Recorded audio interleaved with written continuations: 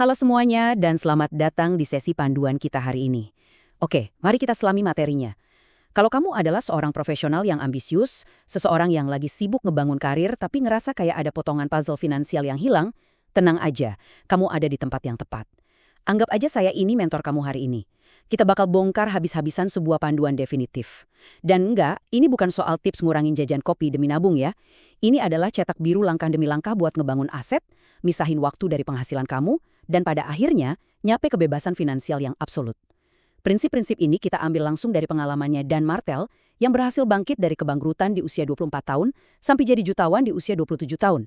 Gini deh, sebagai profesional muda, gampang banget buat kita kejebak sama mitos kalau mau kaya tuh harus punya gaji level direktur, hoki yang nggak masuk akal, atau minimal lahir dari keluarga konglomerat kan.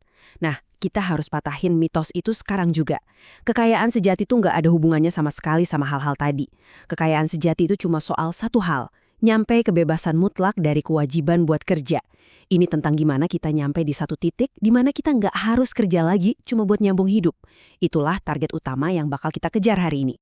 Biar kamu bisa nyampe ke sana, kita bakal ngelewatin 6 agenda utama ini. Mendefinisikan kebebasan, menguasai keahlian, kepemilikan, melipat gandakan hasil, distribusi, dan melindungi kekayaan. Ini benar-benar kelas master yang terstruktur, yang dirancang khusus buat bantu kamu keluar dari jebakan rutinitas kerja tradisional. Yuk kita mulai? Kita masuk ke bagian pertama, tentukan angka kebebasan kamu. Langkah pertama dari panduan ini tuh benar-benar krusial. Sebelum kamu capek-capek kerja grinding bertahun-tahun, kamu butuh target matematika yang super jelas. Ya logikanya kamu nggak bisa nembak target yang nggak kelihatan kan? Nah, disinilah aturan 4% yang simple banget ini masuk. Cara kerjanya gini, coba bayangin berapa pendapatan tahunan yang kamu butuhin buat hidup nyaman secara pasif. Katakanlah $100.000. Terus kamu tinggal bagi angka itu dengan 0,04. Ketemu di hasilnya, $2,5 juta. Nah, itu dia jumlah pasti dari modal awal yang harus kamu tabung dan investasikan. Matematika sederhana ini ngubah angan-angan yang abstrak jadi metrik yang benar-benar bisa diukur. Nanti, pas uang kamu udah berkembang dan kamu bisa hidup murni dari 4% itu tanpa nyentuh modal awalnya, selamat, kamu udah bebas. Sisanya cuma bonus doang. Lanjut ke bagian 2, kuasai keahlian berpenghasilan tinggi. Tentu aja, karena mungkin sekarang kita belum punya modal jutaan dolar di tangan, kita harus ngebangun skop kita sendiri nih. Caranya, investasi di skill atau keahlian yang nilainya tinggi banget di mata dunia. Keahlian kayak gini biasanya masuk ke dalam kerangka kerja 4M. Pertama, make, yang berarti kamu seorang kreator, entah itu nulis skrip, bikin software, atau bikin solusi. Terus ada market, ini soal kemampuan narik perhatian orang dan ngarahin fokus mereka. Ketiga, monetize alias sales atau penjualan. Gimana caranya bikin orang mau ngeluarin uang mereka. Dan terakhir, manage, yaitu kemampuan ngelola proyek dan mastiin hasilnya dapat. Meski memonetisasi itu super berharga, tapi marketing atau pemasaran tuh bisa dibilang senjata yang paling kuat. Saran saya sebagai mentor kamu, coba cari tahu mana dari 4 ini yang paling cocok sama bakat alami kamu dan fokuslah di situ. Dengerin ya. Ini momen di mana saya harus ngasih sedikit tough love atau bersikap agak keras ke kamu.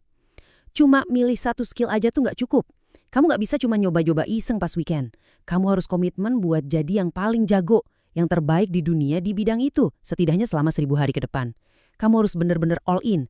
Dedikasi gila-gilaan tanpa henti inilah yang ngebatasin antara mereka yang penghasilannya tinggi banget sama mereka yang gajinya pas-pasan. Sekarang kita masuk ke bagian 3, kepemilikan di atas gaji. Punya keahlian level dewa itu emang luar biasa. Tapi, yang benar-benar menarik di sini adalah transisinya. Kita harus beralih dari sekedar nganterin tenaga buat dapat upah menuju ekuitas atau kepemilikan. Coba kita bandingin 2 sisi ini. Bayangin ada dokter atau pengacara spesialis yang bayarannya mahal banget. Kalau mereka pergi liburan, biaya paling gedenya tuh bukan tiket pesawat atau hotelnya. Tapi fakta bahwa penghasilan mereka nol karena mereka lagi nggak kerja. Gaji itu ngasih kamu makan, iya, tapi dia berhenti waktu kamu berhenti. Di sisi lain, ada yang namanya kepemilikan. Pemilik bisnis tuh ngebangun sebuah mesin yang terus nyatak uang bahkan pas mereka lagi tidur pules. Kepemilikan itu ngebebasin kamu, karena mesinnya bakal terus jalan nggak peduli kamu hari itu datang ke kantor atau rebahan di pantai. Jadi, pertanyaannya, gimana cara kita ngelakuin transisi ini? Ada 3 fase pasti yang harus dilewatin. Fase 1, pakai keahlian tinggi kamu itu buat ngumpulin tumpukan uang tunai. Nabunglah dengan super agresif. Masuk ke fase 2. Investasikan kembali uang itu buat diri kamu sendiri. Ingat, kamu ngebawa diri kamu sendiri di setiap interaksi seumur hidup kamu, jadi ngejadiin diri kamu sebagai komunikator atau pemikir yang lebih tajam adalah investasi dengan return paling tinggi. Udah, baru deh kita masuk ke fase 3, berinvestasi ngebeli aset dan kepemilikan yang sesungguhnya. Buat ngasih gambaran betapa simpelnya fase 3 ini, coba dengerin cerita soal Noah, anaknya Dan Martell.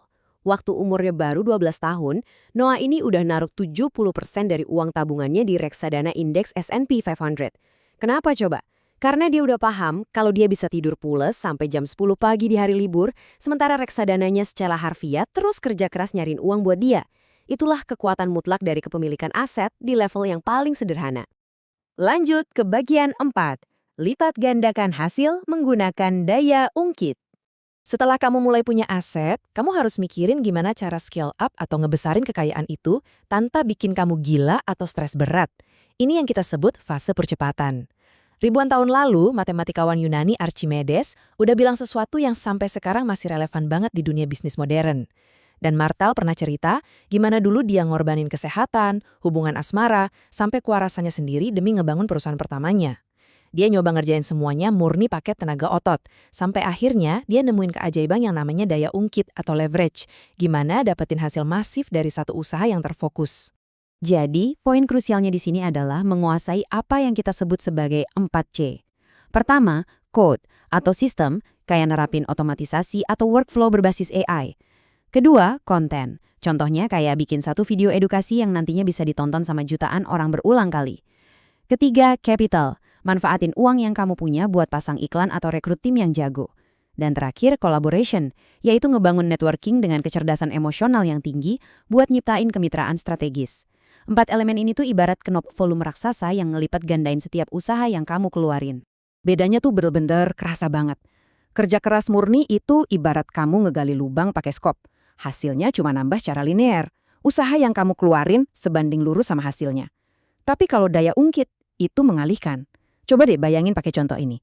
Kamu ngerekrut seorang asisten eksekutif yang andal. Kamu ajarin mereka gimana cara nanganin tugas-tugas harian kamu. Boom! Tiba-tiba, kamu dapat tambahan waktu 15-20 jam seminggu. Waktu ekstra itu sekarang bisa kamu pakai buat fokus ke hal yang numbuhin aset. Di titik ini, kamu udah berhenti menambah dan mulai mengalihkan. Masuk ke bagian 5, bangun mesin distribusi kamu. Percuma dong kamu punya skill yang jenius atau produk yang keren banget, tapi nggak ada satupun orang di dunia ini yang tahu siapa kamu. Kita harus ngebangun audiens, ngebangun mesin distribusi. Ini dia 4 langkahnya. Pertama, pilih satu saluran aja dulu. Nggak usah maruk pengen ada di semua platform, kuasain aja satu sampai bener-bener jago. Kedua, posting setiap hari, konsistensi itu segalanya. Ketiga, pindahin perhatian audiens itu ke media yang benar-benar kamu miliki, kayak email list atau nomor SMS. Jadi algoritma media sosial nggak bisa seenaknya ngambil audiens kamu. Dan keempat, integrasiin promosi secara natural ke dalam konten. Lihat aja gimana MrBeast masukin promosi coklat batangnya ke dalam video tantangannya. Dia nggak cuma teriak-teriak beli produk gue dong, tapi promosinya dibikin nyambung dan tetap menghibur. Dan akhirnya kita sampai di bagian 6, lindungi kekayaan dan beli waktu. Dan ini mengilustrasikan dengan brilian banget tentang tujuan akhir dari perjalanan finansial kita. Pas uang udah mulai ngalir deras, godaan buat flexing atau pamer tuh pasti gede banget. Tapi kamu wajib tahu bedanya utang baik sama utang buruk. Utang baik itu dipakai buat ngedanain aset, kayak beli alat kerja, properti, atau inventaris yang bakal ngasilin arus kas.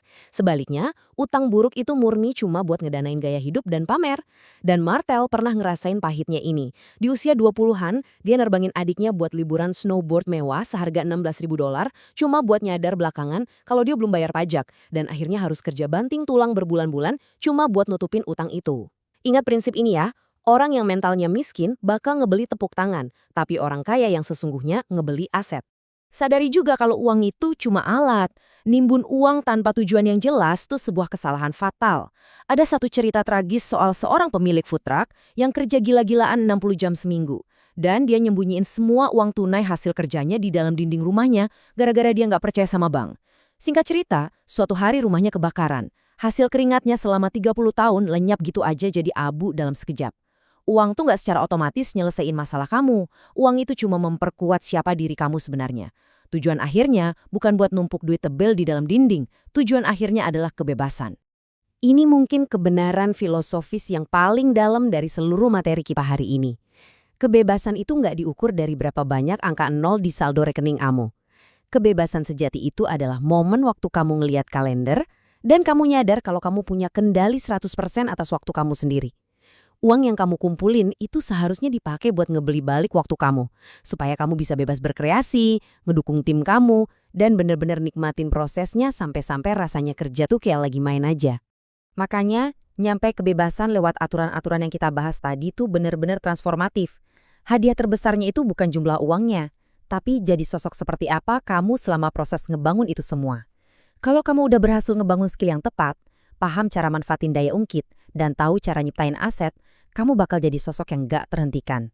Jadi, saya mau nutup sesi ini dengan satu pertanyaan buat kamu. Pas kamu ngelihat jalur karir kamu hari ini, apakah kamu cuma sekedar ngejar uang, atau kamu lagi ngebentuk diri kamu jadi orang yang bisa nyiptain kekayaan dari nol, kapanpun dan dimanapun? Coba pikirin baik-baik. Makasih ya udah nemenin saya di sesi panduan hari ini. Terapin panduan ini, dan mulailah ngebangun kebebasan kamu.